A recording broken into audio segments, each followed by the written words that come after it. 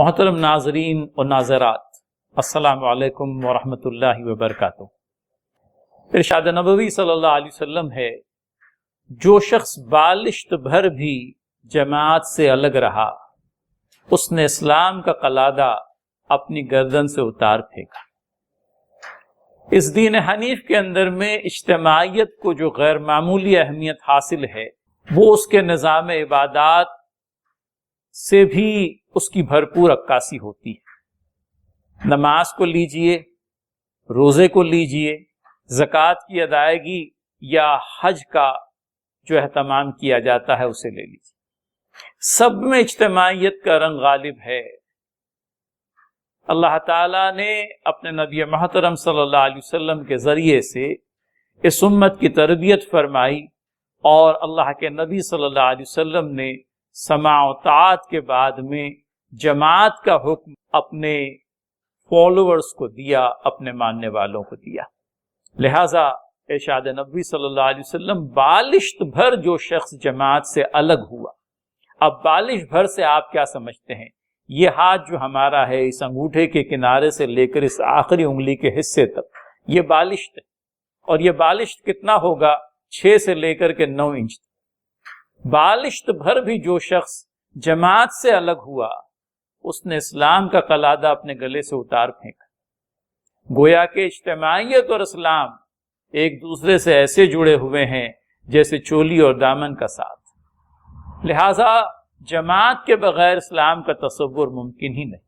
اللہ کے نبی صلی اللہ علیہ وسلم نے یہ بھی کہا کہ شیطان آدمی کا بھیڑیا ہے، جس طرح بکری کا دشمن ریوڑ سے الگ ہوئی بکری کو اچک لینے کا عمل بھیڑیا کرتا ہے۔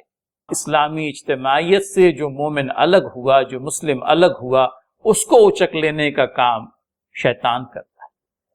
شیطان تو ہماری ٹوہ میں بیٹھا ہوا ہے کہ کب کوئی جماعت سے الگ ہوا اور میں دنیا کے سارے بکھیڑوں میں اس کو الجھا دوں، اور جماعت جن کاموں کو کرنے میں سرگرداں ہیں ان کاموں سے اس کو بھٹکا دوں۔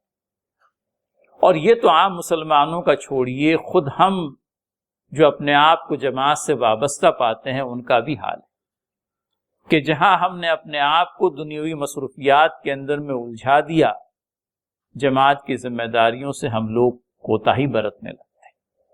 اور یہی حال امت مسلمہ کے ہر ایک فرد کا ہے۔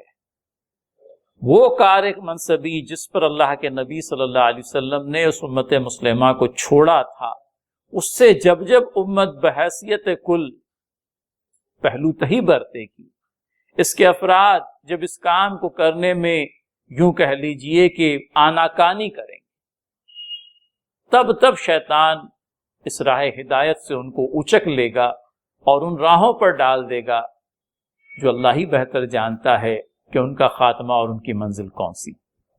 نبی کریم صلی اللہ علیہ وسلم نے یہ بھی کہا کہ تم پہاڑ کی گھاٹیوں سے بچو اور جماعت اور اجتماع سے جڑے رہنے کو اپنے اوپر لازم قرار دو۔ پہاڑ کی گھاٹیوں سے بچو سے کیا مراد ہے میرے بھائیوں اور بہنوں؟ پہاڑ کی گھاٹیوں سے یہ مراد ہے کہ اپنے آپ کو گوشہ نشین نہ کرو۔ آج انسان پہاڑوں اور گھاٹیوں کی راہ نہیں لیتا، لیکن وہ اپنے آپ کو اپنے گھر میں مقید کر لیتا ہے۔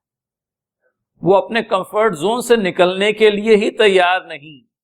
وہ اللہ تعالیٰ کی راہ میں جانفشانی کرنا تو چھوڑ دیجئے، چند قدم چلنے کے لیے بھی اپنے آپ کو تیار نہیں پاتے۔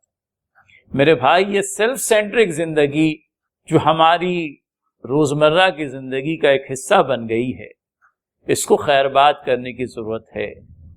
جب تک کہ اجتماعی مسائل کے حل کے لیے ہم نے قبل از وقت تیاری نہیں کی، مستقبل ہمیں کسی اندیشے کی خبر دیتا ہے جس سے اللہ چاہے ہمیں محفوظ رکھے۔ لیکن ان اندیشوں اور خدشوں کو بھانپنے کی ضرورت ہے۔ یہ امت مسلمہ جب ایک سیسا پلائی ہوئی دیوار بن کر باطل کے مقابلے پر آئے گی، باطل کو سرنگوں کر پائے گی۔ لیکن افراد اجتماعیت سے اگر جڑے نہیں رہے تو جان رکھیے کہ اکیلا چنا بھاڑ نہیں پھوڑ سکتا۔ لہٰذا ضرورت اس بات کی ہے کہ اپنے نبی محترم صلی اللہ علیہ وسلم کی حدیث صحیحہ کے عین مطابق اپنے آپ کو اس امت ایک جسم کے مانند سمجھے، ایک شخص واحد کے مانند سمجھے، ایک عمارت کے مانند سمجھے۔ یہ تینوں مثالیں نبی محترم صلی اللہ علیہ وسلم نے اپنی احادیث کے ذریعے سے ہمیں دی ہے کہ مومنوں کی جماعت اپنے آپ میں ایک جسم کی مانند ہے، اپنے آپ میں ایک شخص واحد کے مانند ہے، اپنے آپ میں ایک عمارت کے مانند ہے، کہ جسم کے اگر ایک عضو کو تکلیف پہنچتی ہے تو سارا جسم بے خوابی اور بخار کی کیفیت کو محسوس کرنے لگتا ہے۔ شخص واحد کے مانند ہے کہ اس کی اگر آنکھ دکھتی ہے تو پورا جسم اس دکھ درد کے ذریعے سے، دکھ درد کی وجہ سے تل ملا جاتا ہے، کہ اگر جسم کا کوئی عضو کسی بیماری کا شکار ہو جاتا ہے تو پورا جسم اس بیماری کی شدت کو محسوس کرتا ہے۔ عمارت کی مثال دے کر یہ سمجھانے کی کوشش کی گئی کہ عمارت کے مختلف حصے ایک دوسرے کو تقویت پہنچاتے ہیں۔ اللہ کے نبی صلی اللہ علیہ وسلم نے یہ مثال دینے کے بعد میں اپنی انگلیوں کو ایسے جوڑ کر کے بتایا کہ جس طرح سے ایک انگلی دوسری انگلی کو تقویت پہنچاتی ہے، ایک بندہ مومن دوسرے بندہ مومن کو اجتماعیت کے ذریعے سے تقویت پہنچاتا ہے۔ تو یہ ہے اجتماعیت، اور ایک صالح جماعت کے ساتھ میں، ایک صالح اجتماعیت کے ساتھ میں جڑنا ہمارے لیے اس بات کی بھی ضمانت ہے کہ چونکہ اللہ تعالیٰ کی بزرگی کی وجہ سے ہم اس صالح اجتماعیت کے ساتھ جڑے ہیں، ہماری محبت کی بنیاد، ہمارے آپسی تعلق کی بنیاد رب عالم کی، رب العالمین کی بزرگی کا بیان ہے اپنے قول کے ذریعے سے اور عمل کے ذریعے سے، تو ہمارے اس کام کے نتیجے میں اللہ تعالیٰ روز قیامت ہمیں اپنے عرش کے سائے میں جگہ دے گا۔ اس دن یہ سایہ بہت بیش قیمت ہوگا کہ اس سائے کے علاوہ اس دن اور کوئی سایہ نہ ہوگا۔